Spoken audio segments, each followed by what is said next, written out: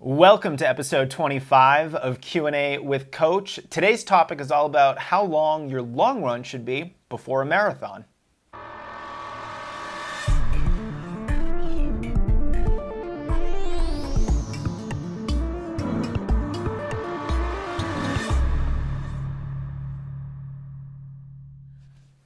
Everyone seems to be talking about how long your long run should be before you try to run a marathon. Now at 26.2 miles, most of us aren't going to be covering that distance during training.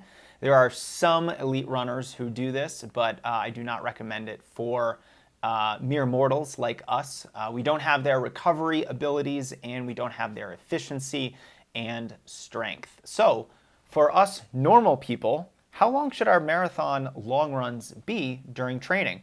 That's what Bridget wants to know. Bridget sent me a note on Twitter and she wants to know, what do you think about my longest long run before a marathon being 16 miles? This is a great question because depending on who you ask, you're going to get a lot of different answers. Some coaches and runners think that you need to get up to 22 or 23 miles before your marathon. Some very, very good coaches say that you only need a 16-mile long run before your marathon. So, which one is it? Well, the answer really depends on who you are and your ability level. So, on the one hand, Bridget wants to know if she should limit her long runs to 16 miles.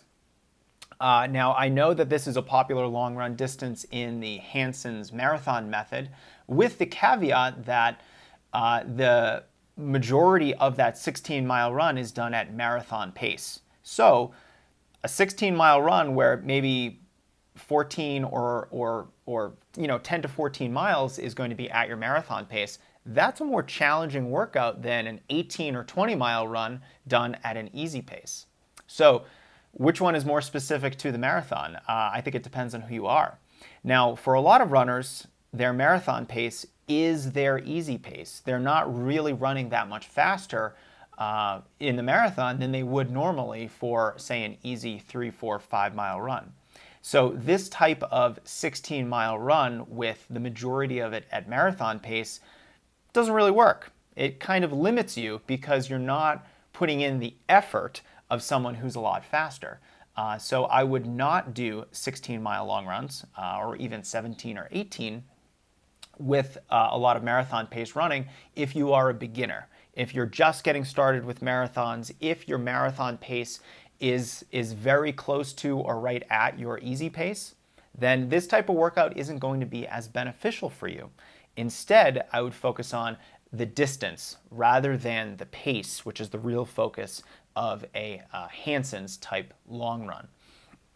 Now, everyone kind of thinks that you need to get up to 20 miles to run a marathon. And I think it's a good benchmark. If you can run 20 miles in training, then I'm confident you can run 26.2 on race day. Keep in mind you're going to be rested, you're going to have crowd support, you're going to have the adrenaline of the crowds and the race itself, the entire environment of running a big marathon. And so that's going to help propel you across the finish line. And of course, a marathon is going to be more challenging than any of your single training runs because it is a race after all. So most runners can get away with simply getting up to 20 miles. And if they can run 20 miles in training, then they can run their marathon. Now, when we talk about more advanced runners can run longer and they can run a big chunk of their long runs at goal marathon pace. And so you can get up to 21 or even 22 miles during training if you're a more advanced runner because it simply doesn't take you as much time. Just to give you a good example, before my personal best in the marathon, my longest run was 22 miles, but it only took me about, I would say, 2 hours and 20 minutes or 2 hours and 25 minutes because I had a lot of goal pace running in there, which was, for me, much faster than my easy pace.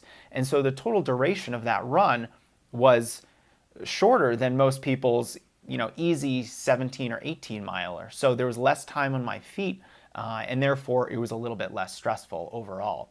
So ultimately what I would say, Bridget, is 16-mile long runs only really work if you're doing most of that mileage at goal marathon pace. And again, that only works if your marathon pace is, I would say, at least 20 to 30 seconds faster than your easy pace. But most runners can get up to roughly 20 miles, say 19 or 20, during training at their easy pace. And if they can do that, then I'm confident they can run a good marathon. And then even more advanced runners can do long runs that are longer, 20 to 22 miles, with some of that at goal marathon pace, anywhere from 3 to perhaps 10 or even 11 or 12 miles. Now, the reason why we don't go more than 22 miles is simply because the risks outweigh the rewards. You're going to have to compromise your training after that long run because it was simply so long. You're going to need to really prioritize recovery, and the risk of injury is a lot higher. So I want to caution anyone from going more than about 22 miles on their long runs during training because the risk is just too high. That's a little different if you're training for an ultra, but that discussion we'll save for another day. So what I'd say is for the vast majority of runners, 18 to 20 miles is the sweet spot.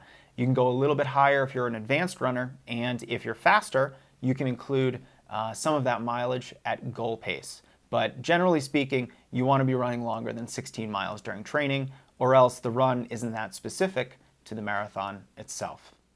All right, Bridget, thanks so much for submitting your question. I love answering all of your running questions, and I'd love to answer yours if you have one, so please let me know. Thanks for tuning in to episode 25 of Q&A with Coach, and I'll see you next time.